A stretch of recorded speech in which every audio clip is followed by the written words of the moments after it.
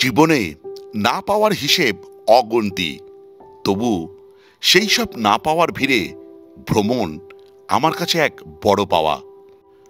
মধ্যবিত্তের ঘরের বড় চাওয়া স্বল্প ব্যয়ে কম সময়ে একটু অন্যরকম কিছু দেখা, একটু প্রকৃতির ছোঁয়া পাওয়া। এই ভিডিওতে আমি আপনাদের এমনই এক জায়গার কথা বলবো যেখানে 1 বা 2 দিনের ছুটিতে ঘুরে আসা সম্ভব। সপ্তাহের যে কোনো সময় আপনি এই সফরটি করতে পারেন, যেখানে গেলে আপনি দেখতে পাবেন দিগন্ত ছোঁয়া সবুজ পাহাড়ে খেলা করে মেঘের মৃদু আলিঙ্গন। শহরের কোলাহল যেখানে নেই বললেই চলে, গ্রামীণ বাংলার সতেজ রূপ, নদী নালা জলাশয় আর সরল জীবনযাত্রা। এখানে এলে পাবেন রাঢ়বঙ্গের সুন্দরবনের ছোঁয়া, এশিয়ার দ্বিতীয় বৃহত্তম বাঁধের আশেপাশের মনোমুগ্ধকর প্রাকৃতিক দৃশ্য, ভেজা মাটির সোঁদা গন্ধ আর পাখির কলরবে ভরপুর শান্ত পরিবেশ। আরও ভালোভাবে বললে রাঢ়বঙ্গের রুক্ষ ভূমি যেন সবুজ গালিচায় ঢেকে যায়। আজকের ভিডিওতে আপনাদের সঙ্গে আমি শেয়ার করতে চলেছি কোথায় আমরা ছিলাম, কিভাবে গেলাম, খরচ কত পড়ল, সর্বশেষ কোথায় কোথায় আমরা ঘুরতে গেলাম। আমাদের এই অভিজ্ঞতা থেকে তৈরি এই সম্পূর্ণ ট্যুর প্ল্যানটি হয়তো আপনাকে আগামী ছুটিতে ব্যাগ গুছিয়ে বেরিয়ে পড়তে অনুপ্রাণিত করবে। চলুন তাহলে শুরু করি আজকের ভ্রমণ কাহিনী। ভ্রমণ কাহিনী শুরু হয়েছিল হাওড়া স্টেশন থেকে। সেদিন আমাদের ট্রেন ছিল রাত 11:35-এর চক্রধরপুর এক্সপ্রেস। পরের দিন ভোর ভোর আমরা পৌঁছে গেছিলাম ছাতনা স্টেশনে। ছাতনা স্টেশন থেকে আমরা পৌঁছে গেছিলাম 10 কিলোমিটার দূরে আমাদের গন্তব্য শুশুনিয়ার মুরুদবাহা ইকো পার্কে। Good morning from Susunia. আমি এখন আছি মুরুদবাহা ইকো পার্কে। আমি বোম্বুমার স্বীকৃতি এসেছি, আর অনবরত বৃষ্টি হয়ে যাচ্ছে। বর্ষাকালে এসেছি, রিস্ক তো ছিলই, আর সেটা হচ্ছেও। ফলে আমার এই ব্যাপারে কোনো অভিযোগ নেই। আর টেলি ট্রাভেলার ইউটিউব চ্যানেলের আরেকটা ভিডিওতে আপনাদের সবাইকে স্বাগত।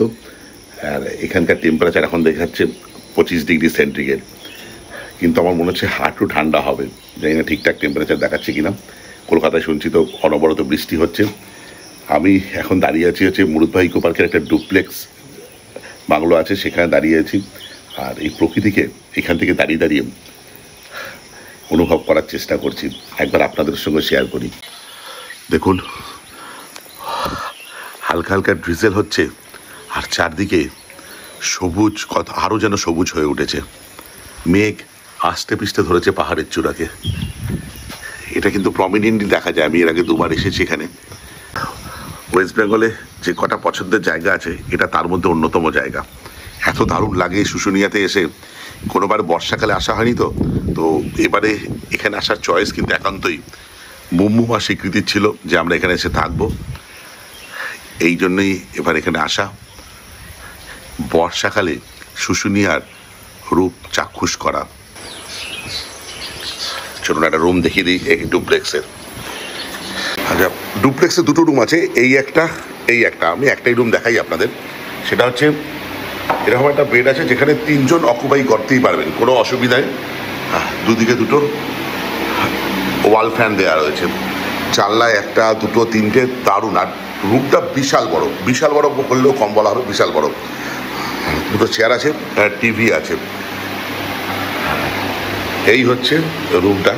আর রুমের যেটা আরেকটা ভালো দিক হচ্ছে, একটা তো কমন ব্যালকনি তো আপনি সামনে পাবেন, আর একটা প্রাইভেট ব্যালকনি। পেছন দিকটা দিয়ে দেখুন এরকম একটা ভিউ আছে, যেটা সেপ্টেম্বর মাস নাগাদ আসলে দেখতে পাবেন। সেপ্টেম্বর অক্টোবর মাস নাগাদ এখানে পুরো কাশফুলে ভর্তি হয়ে যায়। দুর্দান্ত লাগে। আমি এসেছি, আমি জানি, অসাধারণ লাগে। যাই হোক, আর ওয়াশরুমটা একবার দেখিয়ে দিই আপনাদের। বেসিন আছে, ওয়েস্টার্ন কোমোড আছে, এক্সস্ট আছে, আর গিজার আছে, একদম ঠিকঠাক। আর বেশ বড় ওয়াশরুমটা। এই রুমের ভাড়া 1500 টাকা।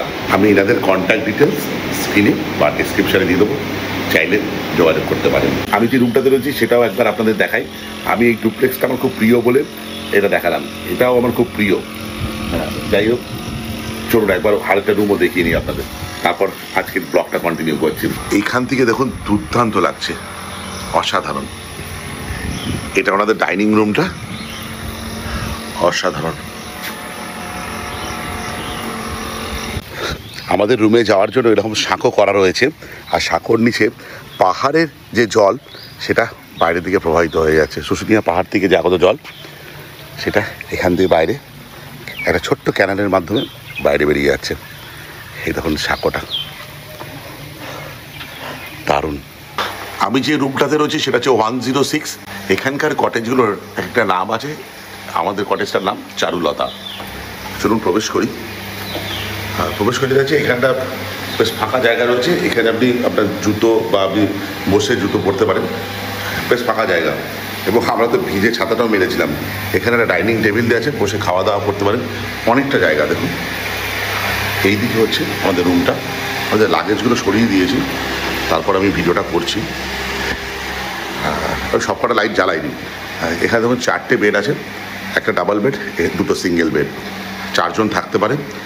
এটা একটা মিরর আছে, টিভি আছে, এনাফ চার্জিং পয়েন্ট আছে, দারুণ আছে। আর সবচেয়ে বড় নাইট বাল্ব আছে, খুব খুঁজে নাইট বাল্ব। দুটো চেয়ার রাখা আছে, অনেক অনেক অনেক বড় এটা। আর ওখানে তো ব্যালকনি আছেই। আর এর ওয়াশরুমটা একবার দেখাই আপনাদের। এক্সস্ট আছে, ওয়েস্টার্ন কোমোড আছে, আর গিজার আছে। এই রুমটার ফেয়ার 3000 টাকা। আর একটা কথা বলে, সিজন অফ সিজন কোনো ব্যাপার না, এখানে সারা বছর রুমের রেট একই থাকে। আর একটা জিনিস বলতে ভুলে গেছিলাম, এটা এসি রুম, খুব ভালো। আর এখানে দেখুন একটা ওয়ার্ড্রপ বোতল দেওয়া আছে। আর সবচেয়ে বড় কথা, চার্জিং পোর্ট এনাফ, অনেক চার্জিং পোর্ট। মুরুদবাহা রিসর্টে 15টা কটেজ আছে, তার মধ্যে আরেকটা কটেজ একটু দেখাই আপনাদের, মহুয়া বলে 105। এটা ডাবল বেডের, বেশ বড়। এদের রুমগুলো বেশ বড়। দেখুন টিভি আছে আর একটা আলমারি আছে, এই হচ্ছে পাখা চলছে, এসিও আছে। ডাবল বেড একদম ঠিকঠাক, একদম ঠিকঠাক। আর এখান থেকে ভিউ হচ্ছে এরকম বাইরে।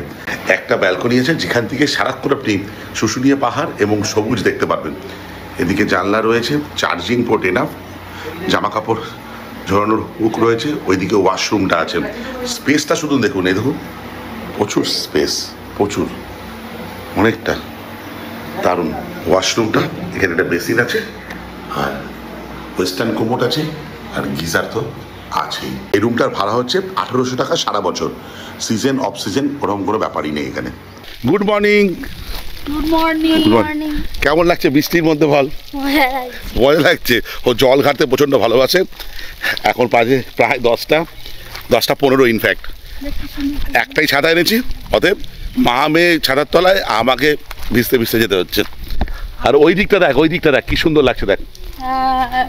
চলো ব্রেকফাস্ট করে নি, আমাদের বেরিয়ে যেতে হবে। জানি না বৃষ্টির মধ্যে কি দেখবো, কিন্তু বর্ষায় সত্যি এটা একটা, কিন্তু বর্ষায় এসেছি, এটা তো পোয়াতেই হবে কিছু। তবে এত বৃষ্টি, তবে এত বৃষ্টি হবে ভাবতে পারিনি, নিম্নচাপের বৃষ্টি। যাই হোক, আজ এখানটা দেখে এসো। ইউটিউবার হওয়ার খুব জ্বালা আছে, সে জ্বালাটা হচ্ছে, এটা দেখাই, খিদে পেয়েছে বুমবুম বলে আমি আর ফটো ভিডিও করতে দেবো না, আমার খিদে পেয়েছে, আমি খাওয়া শুরু করে দিই। যাই হোক, কী করা যাবে, ও বাচ্চা। আচ্ছা, এখানে একটা বলা ভালো, সকালবেলা আমাদের দিয়েছে লুচি, আলুর তরকারি, মিষ্টি তো আছেই। এখানে দেখুন মাংস দিয়েছে। কেন মাংস দিয়েছে? এই যে বুমবুম, ও প্রচণ্ড চিকেন খেতে ভালোবাসে, তো দেশি চিকেন রেখে দিয়েছিল, আর ও খুব পছন্দ করে লুচি দিয়ে চিকেন খেতে, তাই জন্য এটা বানিয়ে দেওয়া হয়েছে সকালবেলা। আপনারা হয়তো বলতে পারেন সকাল সকাল কে চিকেন খায়? কারা খায়? আমরা খাই, তাই তো। আর তাই জন্য স্যালাডটা দিয়েছে। আর আলুর তরকারি 2-3টে দিয়েছিল, আমরা নিয়ে একটাই আমরা ভাগ করে নিয়েছি। আর মেন আমরা চিকেন দিয়ে লুচিটা খাবো বলে। হ্যাঁ, আর চিকেনটা দারুণ করেছে। কি চিকেন বলতে, এটা দেশি মুরগির চিকেন, ঠিক আছে। আর এটা তোমাদের লোকাল মিষ্টি, তাই তো? লোকাল। আর ছাতনার পেয়ারা তো বিখ্যাত, এর আগের বার আমি খেয়েছি, দুর্দান্ত। ওরা ওই টেবিলে বসেছে, আমি এই টেবিলে বসেছি। মুরুদবাহাতে আসার অন্যতম 2টো কারণ হচ্ছে, এক তো এই মুরুদবাহা পার্কটা ইটসেলফ একটা ভিউ পয়েন্ট, যেখান থেকে সারাক্ষণ শুশুনিয়া পাহাড়কে আপনি 180 ডিগ্রি অ্যাঙ্গেলে দেখতে পাবেন, সবুজ পাবেন, বিভিন্ন ঋতুতে এলে ফুলের বাহার পাবেন, আর এলে পাবেন এরকম হরেক রকম পদের সুস্বাদু খাওয়া দাওয়া। একদম চলুন খাওয়া দাওয়া করা যাক, আলুর তরকারি দিয়ে খাওয়া যাক। ওরা তো বলে দিয়েছে আলুর তরকারিটা দুর্দান্ত হয়েছে। আর খেতে যাই। ও বহুদিন পর মাংসের ঝোল দিয়ে লুচি খাচ্ছি, আর এটা থ্যাঙ্কস টু বুম বুম। ও টপ ক্লাস একদম, কি বলবি, দারুণ করে যা। আর এখান থেকে বেরিয়ে কিছু জায়গা ঘুরবো, আর সেটা তো আপনাদের দেখাবো আর ইনফরমেশনও দিতে থাকবো। আর এখানকার যাবতীয় ডিটেলস আমি ডেসক্রিপশনে দিয়ে দেবো। ঘড়িতে 11:15, তখন বাইরে বৃষ্টি পড়েছে, আর আবারও মনে হচ্ছে বৃষ্টি আসবে। মুরুদবাহা ইকো পার্ক থেকে জাস্ট 2 কিলোমিটার মতন এগিয়ে এলাম, কি দেখতে পাচ্ছি গন্ধেশ্বরী রিভার। ও বর্ষাকালের রূপ দেখুন। আপনারা যখন শীতকালে আসবেন তখন মনে হবে নালা, কিন্তু এই সময় দেখুন জাস্ট টপ ক্লাস লাগছে না?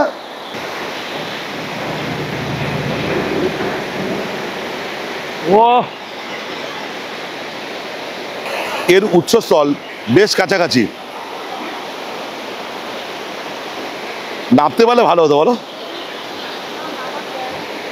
ওই সাইড দিয়ে নামা যাবে। আর বাই দ্য ওয়ে আজকে আমাদের সঙ্গে আছে, ওর তো নাম বল, অর্ণবী। ও হচ্ছে বিধানদার বড় মেয়ে, ও আজকে আমাদের সঙ্গে ঘুরতে যাচ্ছে। পুরুলিয়ার কিছু জায়গা ঘুরবো আর বারন্তি পর্যন্ত যাব।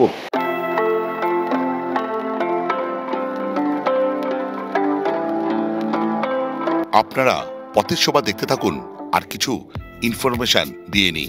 আপনি যদি এখান থেকে মুকুটমণিপুর হয়ে বিষ্ণুপুর এবং জয়পুর জঙ্গল ঘুরতে যান, তাহলে সেক্ষেত্রে গাড়ি ভাড়া পড়বে 4,500 টাকা। আরেকটা দিক যেমন কাশীপুর রাজবাড়ি, রঞ্জনডি ড্যাম, ফুটেরিয়া ড্যাম এবং জয়চণ্ডী পাহাড়, এটা ভ্রমণ করতে গেলে ছোট গাড়িতে ভাড়া পড়বে 3500 টাকা। এছাড়া আলাদাভাবে মুকুটমণিপুর, তালবেরিয়া ড্যাম, ঝিলিমিলি বা সুতান জঙ্গল ভ্রমণ করতে চাইলে সেক্ষেত্রে গাড়ি ভাড়া পড়বে 4000 টাকা। আমাদের প্রথম গন্তব্য ছিল রঞ্জনডি ড্যাম। রঞ্জনডি ড্যাম, যা যোগমায়া সরোবর নামেও পরিচিত, পশ্চিমবঙ্গের পুরুলিয়া জেলার কাশীপুর থানা এলাকায় অবস্থিত একটি জনপ্রিয় পর্যটন কেন্দ্র। এটি পুরুলিয়া শহর থেকে প্রায় 1.5 ঘন্টা দূরত্বে এবং আদ্রা থেকে 13 কিলোমিটার দূরে অবস্থিত। এর সবুজ পরিবেশ এবং শান্ত প্রকৃতির জন্য অনেক পর্যটক একে মিনি সুন্দরবন বলেও অভিহিত করে থাকে। এখানে আপনি শিশুদের জন্য একটি পার্ক এবং বোটিং এর সুবিধাও পেয়ে যাবেন। এটি পিকনিকের জন্য একদম আদর্শ জায়গা। এই জায়গাটার নাম কি বলতো বুম বুম? বল। মিনি সুন্দরবন, তাই নাকি? ওই তো ওই জায়গাটা, ওই জায়গাটা, হ্যাঁ দারুণ। এটা পুরুলিয়ার মিনি সুন্দরবন নামে পরিচিত। এখানে সব কি করতে আসে? পিকনিক করতে আসে। আচ্ছা, বিধানদার যে বড় দেবী বলে ডাকি ওকে আমি, বল এখানে এসছিস আগে? না, ফার্স্ট। কেমন লাগছে বল এসে? ভালো লাগছে? শান্ত, কিন্তু এরা মোটেও শান্ত না। যাই হোক, কেমন লাগছে বুম বুম জায়গাটা এসে? ছবি তুলেছিস? তা ছবি তোল, এসব ছবি তোলারই জায়গা, চল ছবি তুলি। আচ্ছা, এটা তো জুলাই মাস, বলো সেপ্টেম্বর আসলে বা অক্টোবর আসলে কি দেখা যাবে এখানটা? আচ্ছা, দারুণ হবে তো বলো। এখানে এখানে ছবি তোলা যাবে আরো ভালো ভালো, কিন্তু বর্ষাকালে দারুণ লাগছে। হ্যাঁ, আগেরবারে এসেছিলাম। আর এটা কিন্তু অনেকে আসে না এই জায়গাটা, অবশ্যই আসবেন, খুব ভালো লাগবে। শুশুনিয়া থেকে 40 কিলোমিটার, এটা পুরুলিয়ার কাশীপুর থানার অন্তর্গত। এইখান থেকে কাছাকাছির মধ্যে আদ্রা স্টেশন পড়ে। যাই হোক, বেরিয়ে যাই আমরা। পরবর্তী ডেস্টিনেশন জয়চণ্ডী পাহাড়। জয়চণ্ডী পাহাড় যাওয়ার রাস্তায় পড়বে আরেকটি দ্রষ্টব্য স্থান, কাশীপুর রাজবাড়ি। কাশীপুর রাজবাড়ি পুরুলিয়া জেলার একটি বিখ্যাত ঐতিহাসিক স্থান, যা পঞ্চকোট রাজপরিবারের শেষ রাজধানী ছিল। প্রায় 800 বছরের বেশি সময় ধরে এই রাজপরিবার এখানে রাজত্ব করেছে। পুরুলিয়া থেকে যা প্রায় 25 কিলোমিটার এবং আদ্রা থেকে 7 কিলোমিটার দূরে এই রাজবাড়ি অবস্থিত।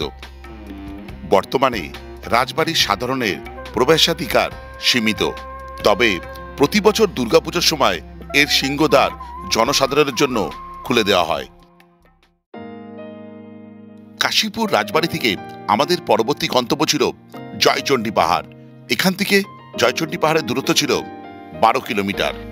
বাইরে তখন বৃষ্টি পড়ছিল। যেতে যেতে মনে সন্দেহ দানা বাঁধছিল যে আদেও পাহাড়ে উঠতে পারবো কিনা। জয়চণ্ডী পাহাড় পুরুলিয়া শহর থেকে 44 কিলোমিটার এবং আদ্রা থেকে প্রায় 7 কিলোমিটার দূরে অবস্থিত। এই পাহাড়ের চূড়ায় মা চণ্ডীর একটি মন্দির রয়েছে, যা স্থানীয়দের কাছে খুবই জাগ্রত বলে পরিচিত। এই মন্দিরটি ভক্তদের কাছে একটি পবিত্র স্থান। এছাড়া পাহাড়ের ওপর একটি বজরংবলীর মন্দিরও আছে। পাহাড়ের চূড়া থেকে চারপাশের বিস্তৃত অঞ্চলের মনোরম দৃশ্য দেখা যায়। এই পাহাড়টি বিশেষ করে জনপ্রিয় হয়ে ওঠে যখন প্রখ্যাত চলচ্চিত্র পরিচালক সত্যজিৎ রায় তার বিখ্যাত চলচ্চিত্র হীরক রাজার দেশের কিছু দৃশ্য এখানে চিত্রায়িত করেন। প্রতি বছর ডিসেম্বরের শেষে জয়চণ্ডী পাহাড়ের পাদদেশে একটি পর্যটন উৎসব আয়োজন করা হয়, যা প্রচুর সংখ্যক পর্যটকদের আকর্ষণ করে। আপনি গড়পঞ্চকোট বা বারন্তীর মতন কাছাকাছি স্থানে থেকেও একদিনের জন্য জয়চণ্ডী পাহাড় ঘুরে আসতে পারেন। আমরা ভেবেছিলাম যে জয়চণ্ডী পাহাড়ে উঠবো, কিন্তু ড্রিজেল হচ্ছে, ওপরে দেখুন ওভারকাস্ট কন্ডিশন, আর বুম বুম ওঠার ইচ্ছে ছিল, কিন্তু কেন উঠবি না কেন? কিরে বৃষ্টি পড়ছে। হ্যাঁ, বুমু একবার ছোটবেলায় উঠেছে। যাই হোক, আমরা বেরিয়ে যাই। এই পর্বে আমাদের শেষ গন্তব্য ছিল মুকুটমণিপুর ড্যাম, যা বাঁকুড়া রেলওয়ে স্টেশন থেকে 55 কিলোমিটার দূরে, যাকে বাঁকুড়ার রানী বলেও অভিহিত করা হয়। এই বাঁধ ভারতের দ্বিতীয় বৃহত্তম মাটির বাঁধ। 1950 সালে কংসাবতী নদী ও কুমারী নদীর সঙ্গমস্থলে এই বাঁধ নির্মাণ করা হয়েছিল। এই বাঁধটি 11 কিলোমিটার দীর্ঘ। মুকুটমণিপুর ড্যাম শুধুমাত্র একটি জলাধার নয়, এটি প্রকৃতির কোলে বিশ্রাম নেওয়ার, নিজেকে খুঁজে পাওয়ার একটি আদর্শ স্থান। বর্ষাকালে বা শীতকালে এখানে ঘুরতে গেলে মন ভরে যাবে নির্জনতায়, সবুজে ও নীল জলে। প্রতিকূল আবহাওয়া এবং সময়ের অভাবে শুশুনিয়ার আশেপাশে দুই একটি জায়গা, যেমন ভরতপুর পটচিত্রের গ্রাম, গাংদুয়া ড্যাম, করো পাহাড় ইত্যাদি আমরা মিস করে যাই। আপনারা এখানে আসলে অবশ্যই এই জায়গাগুলো মিস করবেন না। যাই হোক, ভিডিওটা এই পর্যন্ত। যদি ভালো লেগে থাকে লাইক, শেয়ার অ্যান্ড সাবস্ক্রাইব। আপনাদের একটা সাবস্ক্রিপশন আমার ইন্সপিরেশন। এই বলে ব্লগটা শেষ করলাম। বাই।